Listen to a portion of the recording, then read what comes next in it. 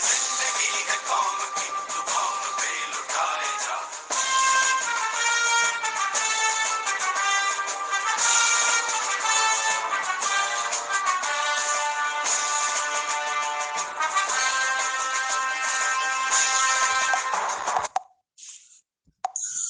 alaikum wa rahmatullahi wa barakatuhu to all dear group members of Pure Discussion Group. आज हम एक बार फिर से इनवाइट करते हैं मोहतरम सैयद इब्राहिम शाह साहब को, और आज का मौजूए गुफ्तगू है इमाम मूसा काजिम अलैहि सलातो वस्सलाम। तो इनके रिगार्डिंग जो भी इम्पोर्टेंट इंफॉर्मेशंस या जानकारी होंगी सैयद इब्राहिम शाह साहब के पास वो बताएंगे, और इन बिटवीन या इन द एंड अगर हमारे कुछ सवाल हुए तो हम वो कर लेंगे। तो अपील रिक्वेस्ट है सैयद इब्राहिम शाह साहब से, सर वेलकम एंड अस्सलाम वालेकुम। और इमाम मूसा काजिम अलैहि सलाम तो वस्सलाम के रिगार्डिंग प्लीज बताएं, शुक्रिया। जी अस्सलाम वालेकुम अमीर फैज साहब, बड़ी मेहरबानी आपका वक्त देने का। आज हम 7वें इमाम सिलसिला है जो हमारे चल रहा है, अब 7वें इमाम तक हम पहुंचे। इमाम मूसी काजिम सलावतुल्लाह अलैह मूसा इब्न जाफर, जिनका नाम है पूरा नाम मूसा इब्न जाफर इब्न मोहम्मद इब्न अली इब्न हुसैन इब्न अली इब्न अबी तालिब नाम है, और इब्न हुसैन इब्न फातिमा बिनते रसूलुल्लाह सल्लल्लाहु अलैहि वसल्लम अलैहा। इमाम 128वीं हिजरी को पैदा हुए, 7वीं सफर को पैदा हुए, अबवा के मकाम पे पैदा हुए। अबवा का मकाम अमीर खान साहब वो है कि जिधर हजरत आमिना सलामुल्लाहि अलैहा उम्मे मोहम्मद सलावतुल्लाह वहाँ पे मदफून है, वहाँ पे उनकी कब्र है। इमाम की अगर आप देखें तो मेरे ख्याल से 780 एडी बनती है, 780 एडी, और 6 नवंबर को इमाम की विलादत हुई अबवा के मकाम पे। और अबवा का मकाम वही है कि जहाँ से इमाम ने फिर इमाम जाफर सादिक इनके वालिद साहब ने इनकी खुशी में खीर भिजवाई कुंडों की सूरत में। तो कुंडे की यहीं से रस्म निकली है, यहीं इसलिए हम 22 को फिर कुंडे दिया करते हैं कि जब इमाम का विलादत का ऐलान किया गया अव्वे के अंदर, जहाँ पे उम्मे मोहम्मद मदफून है सलामुल्लाहि अलैहा।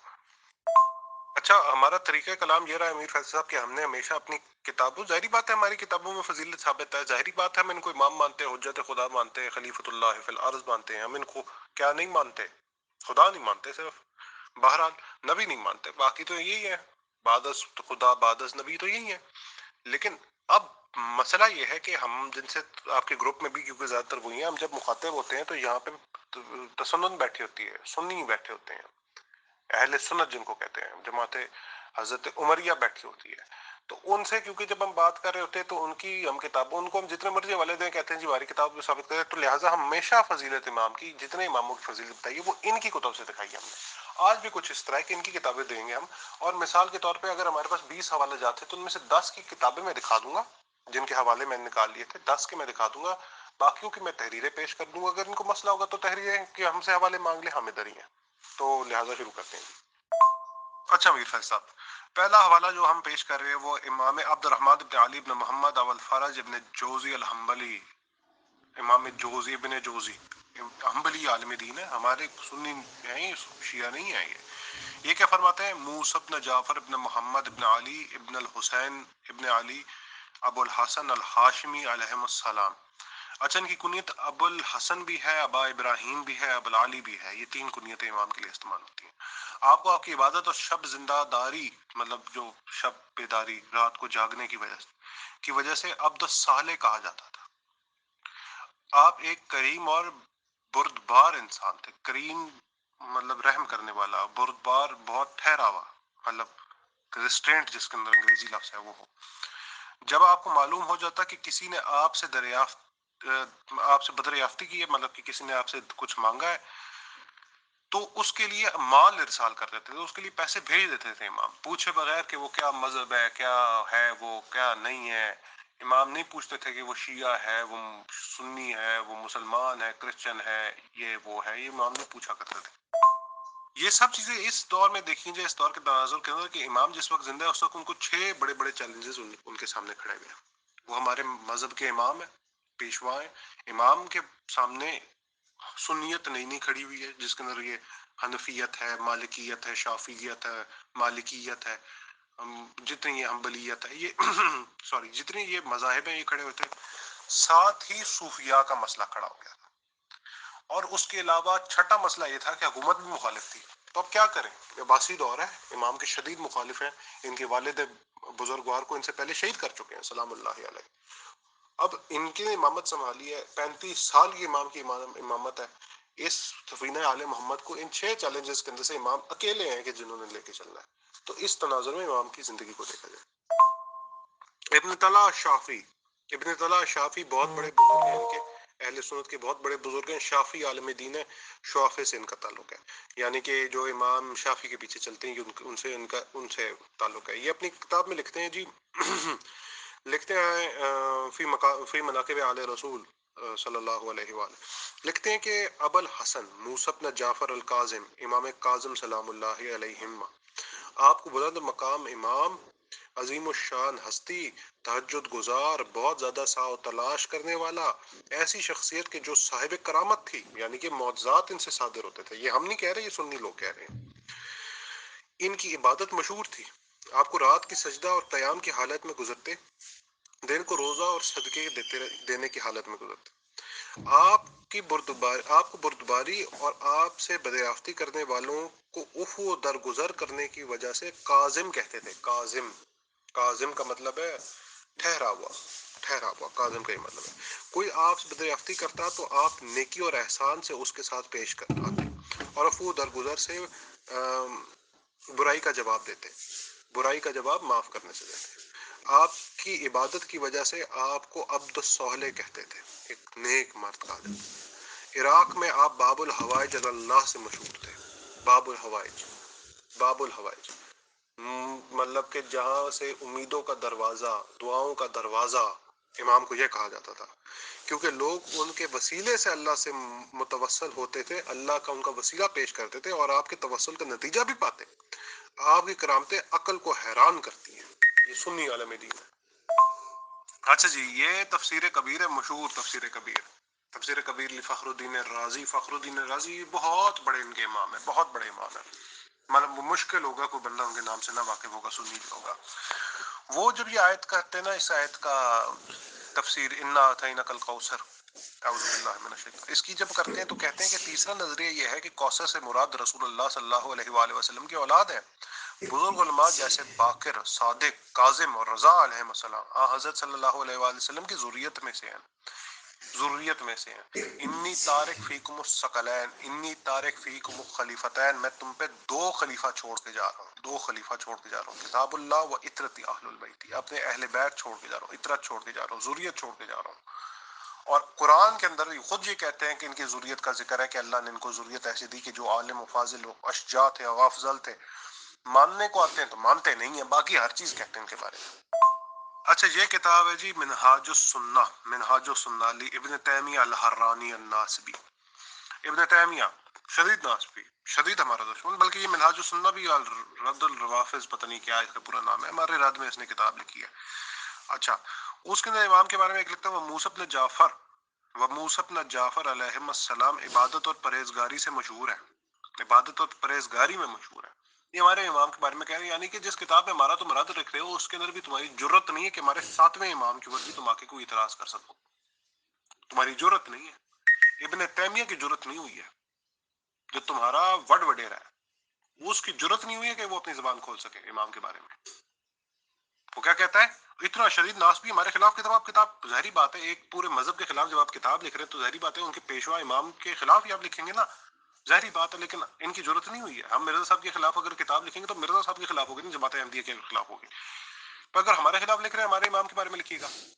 وہ نہیں لکھ سکتے، وہ ان کی قلم ادھر گم ہو جاتے ہیں. وہ فرما رہے ہیں آپ کے سامنے کہ پرہیزگاری میں مشہور ہیں. جی، یہ بھی جو کتاب ہے، یہ کتاب بھی جو ہے یہ ہمارے شدید دشمن کی کتاب ہے، ابن حجر ہیثمی کی کتاب ہے. اور سوائق المحرکہ علی اہل الروافظ والضلال والزندیق، کہ ہمیں زندیق کہہ رہا ہے، ہمیں زلال کہہ رہا ہے، گمراہ کہہ رہا ہے، ہمیں روافظ کہہ رہا ہے. روافظ ہمیں کیا، ہمیں خوشی ہے ویسے. لیکن السواحق المحرکہ، شیعوں پہ جن کو کافر ہیں، جو کہ زندیق ہیں، واجب القتل ہیں، ان کے اوپر آسمان سے گرتے ہوئے شعلے ہیں. یہ جو یہ کتاب لکھ رہا ہے اس میں کیا لکھتا ہے میں آپ کو بتاتا ہوں. بات یہ ہے کہ یہ بات تو بار بار مجھے کہنی نہیں پڑے گی، ساتویں امام تک پہنچ کر ہمارے اماموں کے اوپر بہت بہت مصائب آئے ہیں، ان کو ہمیشہ قوم ان کے خلاف رہی ہے، بادشاہ بھی ان کے خلاف رہا ہے، ان کے اوپر جاؤ تو ان کو کوڑے مارتے رہے ہیں یہ زندانوں کے اندر، اللہ ان کو برباد کرے، یا تو امام کے ساتھ انہوں نے جو سلوک کیا وہ اچھا نہیں کیا ہے، اماموں کو شہید کر دیا، جی سجدہ کیا کریں، امام حسین کا حال نے جو کیا وہ آپ کے سب کے سامنے ہے۔ تو لکھتا ہے کہ ہارون الرشید جو بادشاہ تھا نے امیر المومنین علی علیہ السلام کو خواب میں دیکھا، آپ کے ہاتھ میں ایک خنجر تھا اور یہ فرما رہے تھے کہ اگر تم نے کاظم علیہ السلام کو آزاد نہ کیا تو اسی خنجر سے تیرا سر کو تن سے جدا کر دوں گا۔ ہارون الرشید خوف کی حالت میں نیند سے اٹھا اور پولیس کے افسر، ان نے پولیس بنائی ہوئی تھی نا جی عمر کے دور سے، پولیس کے افسر سے کہا موسیٰ کو آزاد کرو اور 30,000 درہم بھی انہیں دے دو اور انہیں یہ اختیار دو کہ اگر چاہتے ہیں تو پہلے یہاں سے بغداد میں عزت و احترام کے ساتھ رہیں، چاہے تو مدینہ واپس تشریف لے جائیں۔ امام مدینہ میں رہتے تھے، روزہ رسول سے اس نے گرفتار کروایا تھا۔ جب ہارون رشید موسیٰ نے جعفر علیہ السلام کے پاس گیا تو کہا آپ کے بارے میں ایک عجیب خواب دیکھا، رسول اللہ صلی اللہ علیہ وآلہ وسلم نے آزاد ہونے کے لیے مجھے ایک عام تعلیم دی، ابھی دعا تمام نہیں ہوئی تھی کہ میں آزاد ہوا، یہ فرما رہے تھے جناب موسیٰ کاظم فرماتے ہیں، ایک دعا ان کو تعلیم دی اور ابھی دعا مکمل نہیں ہوئی تھی تو اس نے آزاد کر دی۔ ابن حجر نے آگے لکھا کہ یہ نقل ہوا ہے کہ پہلے الہادی نے آپ کو زندان سے میں ڈالا اور پھر آپ کو آزاد کیا، کیونکہ اس نے امام علی علیہ السلام کو خواب میں دیکھا، آپ نے اس آیت کو تلاوت کی، تو کیا تم سے کچھ بعید ہے کہ تم صاحب اقتدار بن جاؤ تو زمین میں فساد برپا کرو اور قرابت داروں سے قطع تعلق کرو، سورہ محمد کی 22ویں آیت ہے۔ موسیٰ الہادی نیند سے بیدار ہوا اور یہ سمجھ گیا کہ مقصد موسیٰ بن جعفر علیہ السلام کو آزاد کرنا ہے، لہٰذا رات آپ کو آزاد کیا۔ یہ اعجاز ہے مولا کا۔ اچھا جی، یہ ابن جوزی کی کتاب ہے، وہی جس کتاب سے پہلے حوالہ دیا ہے، صفحہ یہ وہی کتاب ہے، اور اس میں شیخ بلخی کے بارے میں لکھتا ہے۔ شیخ بلخی بہت بڑے عالم دین کے، بہت بڑے عالم دین ہے، اور یہ صرف یہ نہیں لکھتا، یہ ابن جوزی لکھتا ہے، ابن تیمیہ الحرانی الحنبلی الناصبی لکھتا ہے، ابن صباغ المالکی المکی لکھتا ہے، مطلب یہ کافی لوگ ہیں جو یہ بات کو نقل کرتے ہیں، یہ صرف یہ ایک نہیں ہے جو نقل کر رہا ہے۔ واقعہ تھوڑا لمبا ہے، ذرا سنیے گا۔ اچھا جی، یہ بلخی کی واقعہ لکھتا ہے کہ شیخ بلخی نے روایت کیا کہ میں 149 ہجری میں حج کے لیے روانہ ہوا تو ہم نے مقام قادسیہ پر قیام کیا، وہاں میری نظر ایک نوجوان پر پڑی، اسے دیکھ کر میرے دل میں کہا کہ یہ شاید یہ کوئی صوفی ہے جو لوگوں پر بوجھ بننا چاہتا ہے، یہ سوچ کر اس کی سرزنش کرنے کے لیے میں قریب گیا، اس نے مجھے آتے دیکھ کر میرا نام لیا اور کہا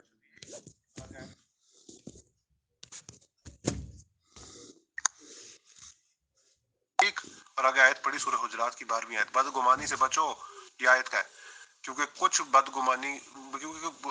بدگمانی گناہ ہے، کچھ بھی نہیں ہے گناہ ہے۔ قرآن مجید کی آیت کے اس حصے کو پڑھ کر جوان چلا گیا، وہاں سے امام چلے گئے، تو میں نے دل میں کہا اس جوان نے میری دلی کیفیت کو بھانپ لیا، یہ تو اللہ کا ولی ہے۔ یہاں سے چل کر ہم مقام واقع پہنچے تو وہ جوان مجھے نظر آیا، میں نے بدگمانی کی معذرت طلب کرنے کے لیے اس کے پاس گیا تو وہ نماز سے فارغ ہو کر بولا اے شفیق، اور پھر سورۃ طٰہٰ کی 82 آیت پڑھی، میں یقیناً اسے بخش دیتا ہوں جو توبہ کرتا ہے اور ایمان لائے اور عمل صالح بجا لائے اور ہدایت پر قائم رہے۔ یہ کہہ کر وہ میری نظروں سے غائب ہو گئے اور میں نے سوچا ہو نہ ہو یہ جوان ابدال ہے، کیونکہ وہ میرے دل کی باتوں کو سے باخبر ہے۔ پھر ہم منزل زبالہ پر پہنچے تو میں نے اس جوان کو دیکھا تو ایک کونے پر کھڑا تھا اور اس کے ہاتھ میں چمڑے کا ایک ڈول تھا، وہ پانی بھرتا جاتا تھا لیکن ڈول اس کے ہاتھ سے چھوٹ کر رسی سمیت کنویں میں جا گرا۔ اس نے آسمان کی طرف نظر اور دعا مانگی، خدا کی قسم میں نے دیکھا کہ کنویں میں جوش پیدا ہوا اور پانی ابل کر اوپر آ گیا۔ اچھا، پھر فرماتے ہیں کہ جی پانی سے وضو کیا، نماز پڑھی 4 رکعت اور پھر ریت کی کچھ مٹھائیاں اٹھائیں، اپنے ڈور میں ڈال دیا اور کھانا شروع کیا۔ یہ دیکھ کر میں آگے بڑھا اور انہیں سلام کیا، انہوں نے مجھے جواب دیا، میں نے ان سے کہا اللہ کی اس نعمت میں مجھے بھی شامل فرمائے۔ انہوں نے ڈول میری طرف بڑھایا اور میں نے دیکھا اس میں تو ستو اور شکر کی شربت ہے، سیر ہو کر پیا، اور ایسے مزیدار مشروب زندگی میں نے نہیں پیا، یہاں تک کہ میں اس کے بعد کئی دن تک کھانے پینے کی مجھے کوئی خواہش نہیں ہوئی۔ جب میں نے ڈول ان کے حوالے کیا پھر وہ میری نگاہوں سے غائب ہو گئے اور پورے راستے میں دکھائی نہیں دے، اور جب میں مکے پہنچا تو جوان کو خشوع خضوع سے نماز پڑھتے ہوئے دیکھا، وہ نماز میں زار و قطار رو رہا تھا، پوری رات وہ عبادت میں مصروف رہا. صبح ہوئی تو اس نے بیٹھ کر تسبیح پڑھی اور صبح کی نماز ادا کی. پھر بیت اللہ کے ساتھ بار طواف کیا اور حرم سے باہر نکلا. میں نے دیکھا اس کے پاس سواری کے جانور اور نوکر چاکر بھی ہیں. انہوں نے ایک خوبصورت لباس پہنا اور لوگ مسائل دریافت کرنے کے لیے وہاں جمع ہوئے. میں نے ان کے ایک غلام سے پوچھا کہ یہ بزرگوار کون ہے. اس نے مجھے بتایا کہ یہ عالم آل محمد ابا ابراہیم ہے سلام اللہ علیہ. میں نے مزید وضاحت طلب کی تو اس نے بتایا یہ موسی ابن جعفر ابن محمد ابن علی ابن حسین ابن علی ابن ابی طالب ہے. میں نے کہا حقیقتاً ایسے معجزات جو ہیں ایسے ہی افراد کو زیب دیتے ہیں اور اسی خاندان کے لیے مخصوص ہے سلام اللہ علیہ. اچھا جی، یہ ابو بکر کیا نام ہے اس کا، ابو بکر احمد ابن علی ابن ثابت البغدادی ہے، خطیب بغدادی. شدید نسبی، ایسا نسبی جو سنی علماء کو کہتا تھا یہ شیعہ رافضی ہے. امام حاکم کو کہتا تھا رافضی ہے، مستدرک الحاکم کے جو بہت بڑے محدث ہیں، ان کو کہتا ہے کہ مستدرک چھوٹی ہوئی حدیث بخاری مسلم نے چھوڑ دی، انہوں نے نقل کی اصل میں نا، وہ فضائل اہل بیت تھے. ابن خطیب بغدادی کہتا تھا یہ رافضی ہے. یہ امام حسین کا بھی دشمن تھا. یہ اس کی کافی گستاخیاں کسی دن آپ لوگوں کو بتائیں گے. اچھا بہرحال دیکھیں ہم کس قسم کے ناسبیوں کی کتابوں سے یہ چیزیں پیش کر رہے ہیں. ان کے اندر بھی اگر کوئی جرت و ہمت ہے، یہ بھی ایسی چیزیں اپنے اماموں کی، پتہ نہیں ساتواں ان کا ہے کون ہے، ان کا دوبارہ ان کے بھی ہیں، پتہ نہیں ساتواں کون ہے، میں یہ بھی نہیں پتا. اچھا فرماتے ہیں خطیب بغدادی ابن خلقان دوسرا بہت بڑا آدمی، مزی بھی بہت بڑا آدمی. یہ تینوں کیا کہتے ہیں کہ مولا کے بارے میں فرماتے ہیں آپ سخاوت مند اور کریم انسان تھے. جب کوئی آپ سے بدریافتی کرتے تو آپ 1000 دینار کی تھیلی اس تک پہنچا دیتے، اور آپ 300 400 اور 200 دینار کی الگ الگ تھیلیاں بنا کر رکھتے اور مدینہ کی فقیروں میں تقسیم کرتے. آپ کی تھیلیاں لوگوں میں مشہور اور ضرب المثل بنی ہوئی تھی، مطلب مثال ان کی بنی ہوئی تھی. اور یہ مشہور تھا کہ موسی بن جعفر علیہ السلام کی تھیلیاں جس تک پہنچی وہ بے نیاز ہو گیا. شمس الدین زاہبی الناسبی، زاہبی کون نہیں جانتا زاہبی کو ہے، زاہبی. بہرحال کیا بتاؤں اس کے بارے میں. کہتا ہے جی موسی بن جعفر زیادہ عبادت اور اللہ کی اطاعت میں زیادہ کوشاں رہنے کی وجہ سے عبد الصالح کے لقب سے مشہور. یہ اس نے کتاب سیر علام البلاغ کے اندر اس نے لکھا ہے. ابو بکر یافی ایک ان کا عالم دین ہے. اس کی میرات الجنان بڑی مشہور کتاب ہے. اچھا میرات الجنان کے اندر کہتا ہے ابو الحسن موسی کاظم ابن جعفر الصادق صالح عابد سخی بردبار اور عظیم مرتبہ انسان تھے. آپ شیعوں کے ان 12 اماموں میں سے ہیں کہ جنہیں شیعہ معصوم سمجھتے ہیں. الحمدللہ آپ کو اللہ کی عبادت اور اللہ کی راہ میں کوشاں رہنے کی وجہ سے عبد الصالح کہا جاتا تھا. آپ بہت ہی سخی، شریف اور معزز انسان تھے. میں بتائیں گے اب معزز انسان کے ساتھ ہم نے کیا کیا، ویسے یہ بھی آپ بتائیں گے. کہتے ہیں کہ جی امام شافعی کہتے ہیں قال شافعی یقول قبر موسیٰ القاظم التریاق المجرب. امام شافعی کہتے ہیں موسیٰ کاظم کی قبر ایک ایسی آزمودہ جگہ ہے جہاں پر درد کی دوا ہے. ان کے قول لکھتے ہیں، شافعی کی قول نقل کر رہا ہے. ابن اسماعیل بغدادی ہے یہ کتاب امالی کے اندر. ابن صباغ اپنی کتاب میں لکھتا ہے کہ جی وهو المعروف عند اہل العراق باب الحوائج اللہ.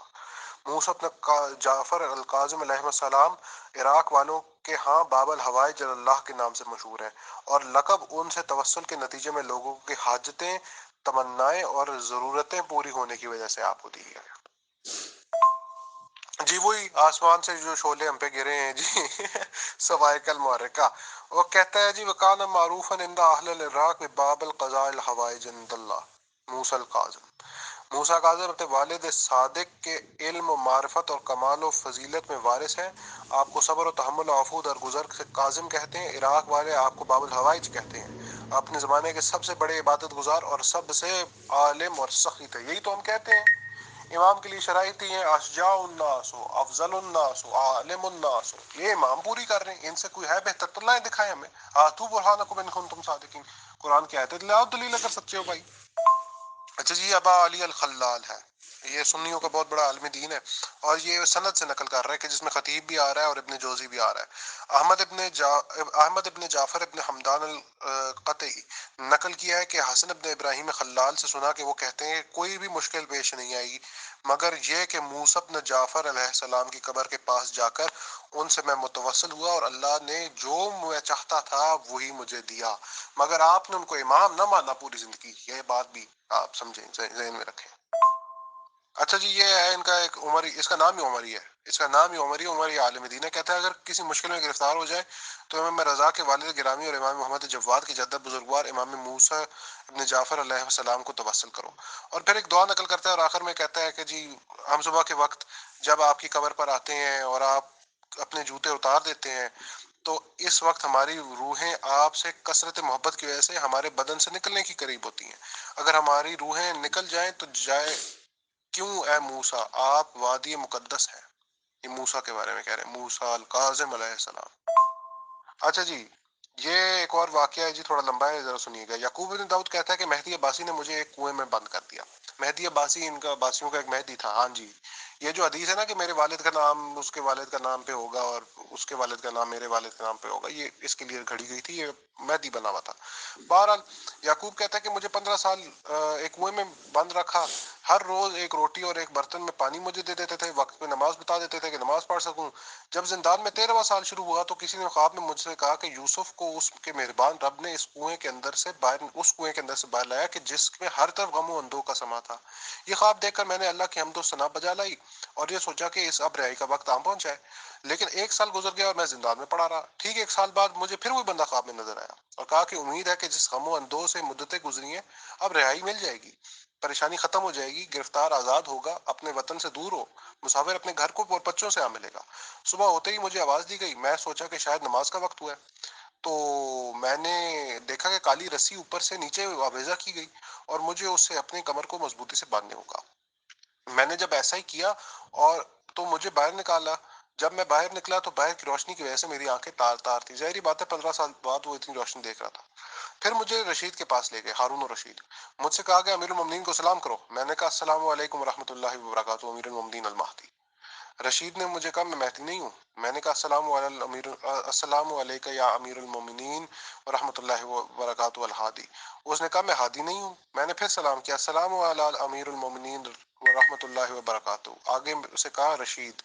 میں نے کہا رشید، یعنی اس کا نام لے کر سلام کیا۔ یعقوب کہتا ہے کہ رشید نے مجھ سے کہا اللہ کی قسم کسی نے بھی تمہاری سفارش نہیں کی، کل رات میں نے اپنی بچی کو کندھوں پر اٹھایا ہوا تھا، اچانک مجھے یاد آیا کہ جب میں بچہ تھا تو تم مجھے کندھوں پر اٹھاتے تھے، تو مجھے تم پر رحم آیا اور میں نے ہارون نے یعقوب کو انعام دینے کے حکم دیا۔ یہ جو اس کو بندہ خواب میں آیا تھا وہ امام موسیٰ کاظم تھے۔ اچھا جی، یہ وہی خطیب بغدادی جو کہ ناسبی ہے، وہ کہتا ہے خلیفہ دوم کی نسل میں ایک عمری شخص جب امام موسیٰ کاظم علیہ السلام کو دیکھتا تو وہ امام کو تنگ کرتا، انہیں برا بلا کہتا اور امام علی ابن ابی طالب علیہ السلام کو برا کہتا۔ یہ ہماری کتاب نہیں ہے ویسے، یہ چیز یاد رکھیں، کس کو برا کہتا، کون برا کہتا، دیکھ لیں آپ کے سامنے لکھا ہوا ہے۔ امام کاظم علیہ السلام کے بعض پیروکاروں نے کہا ہمیں اجازت دیں کہ ہم اسے قتل کر دیں، لیکن امام نے اسے منع فرمایا۔ ایک دن آپ نے اس کے بارے میں پوچھا تو کہا گیا کہ وہ فلاں جگہ اپنی کھیت میں کام کر رہا ہے۔ امام سوار ہو کر اس کے کھیت کی طرف گئے، اس نے امام کو آتے دیکھ کر شور مچاتے ہوئے کہا فصل کے کو پاؤں تلے مت روندو۔ امام اس کے ہاتھوں پر توجہ کدھر کیا جی، ایک منٹ جی، تو امام نے اس کی ہاتھوں پر توجہ کیے بغیر اس کے پاس گئے اور ہنسنے لگے اور اس سے کہا تم نے کتنا اس کھیت پر خرچ کیا؟ اس نے کہا 100 درم۔ امام نے فرمایا کتنا فائدے کی امید ہے؟ اس نے کہا مجھے معلوم نہیں۔ امام نے فرمایا تم سے سوال کیا ہے کتنے کی امید ہے؟ اس نے کہا 200 درم۔ امام نے 300 درم اس کو دیے، اے لو۔ امام کو خوش اخلاقی دیکھ کر وہ اٹھا اور امام کے سر کو بوسہ لیا۔ اس کے بعد جب وہ امام کو دیکھتا ان کو سلام کہتا اور کہتا اللہ عالم رجل رسالت، اللہ بہتر جانتا ہے کہ اپنی رسالت کو کہاں قرار دے۔ جب بھی امام کو دیکھتا تو وہ امام کے لیے دعا کرتا۔ مسجد میں جب یہ حالت پیش آئی تو امام کے اصحاب اس کے پاس گئے اور اسے پوچھا مسئلہ کیا ہے؟ تم تو پہلے ان کی بے احترامی کرتے تھے. اب وہ اچانک کیا ہوا تمہیں؟ اس نے کہا کہ اب میں ایسا ہی کیا کروں گا. اور پھر امام موسیٰ کاظم علیہ السلام کے لیے دعا کرنے لگا. لوگ اس سے بحث و گفتگو کرنے لگے لیکن وہ یہی کہتا رہا. اور جب امام کاظم علیہ السلام گھر واپس پلٹے تو آپ نے ان اصحاب سے فرمایا کہ جنہوں نے اس کو مار دینے کی اجازت مانگی تھی، اب جو تم لوگ اس کے بارے میں کرنا چاہتے ہو وہ بہتر تھا یا جو میں نے کیا وہ بہتر ہے؟ اس سے آپ کو یہ بھی بات پتہ چلتی ہے کہ ہمارا طرز عمل وڑ دیو مار دیو قتل کر دیو پھائلا دیو ہیں فار مار دیو، یہ ہمارا طریقہ نہیں ہوتا. یہ شیعوں کا طریقہ نہیں ہے، یہ مکتب آل محمد کا طریقہ نہیں ہے. یہ ہمارے امام کی ٹیچنگ یہ ہے کہ عمری شخص ان کو گالیاں دے رہا ہے. امام نے کہا تیرا نقصان کتنا ہوا ہے، تیرا فائدہ کتنا ہوا ہے. امام نے اس کو پیسے دے کے اس کو جب پیسے ملے تو اس کی آنکھیں ششدار رہ گئی کہ میں تو ان کو گالیاں دیتا ہوں، یہ تو میرا قتل بھی کرا سکتے ہیں. لیکن امام نے نہیں کرایا. اچھا جی، عماد الدین ابن اسماعیل ابن علی لکھتا ہے کہ جی المختصر فی اخبار البشر کے اندر لکھتا ہے کہ موسیٰ کاظم ابن جعفر الصادق ابن محمد باقر ابن علی زین العابدین ابن حسین ابن علی ابن ابی طالب 183 ہجری کو بغداد میں ہارون کے زندان میں دنیا سے چلے گئے.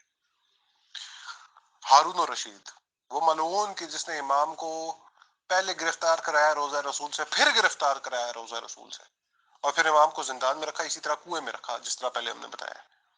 پھر امام کو ادھر ہی زہر دے کے شہید کر دیا گیا.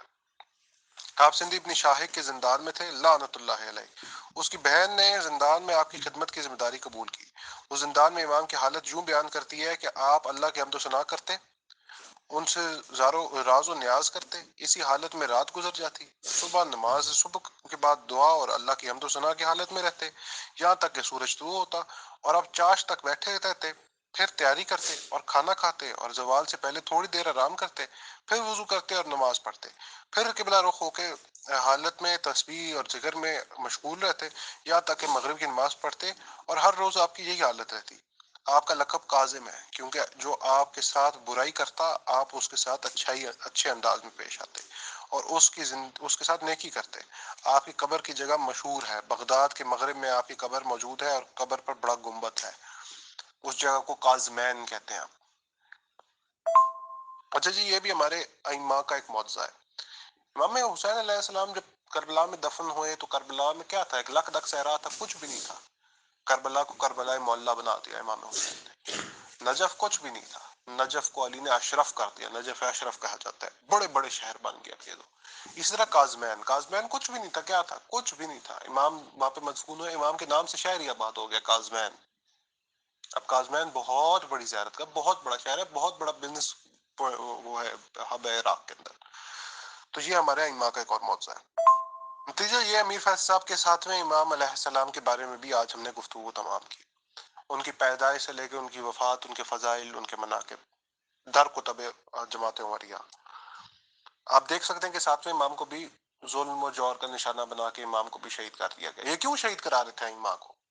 کیونکہ ان کو ڈر تھا کہ کہیں نہ کہیں عوام ان کی طرف مائل نہ ہو جائے، یہ ہمارا تختہ نہ الٹ دیں. ان کو اپنی طاقتوں کا پڑا تھا.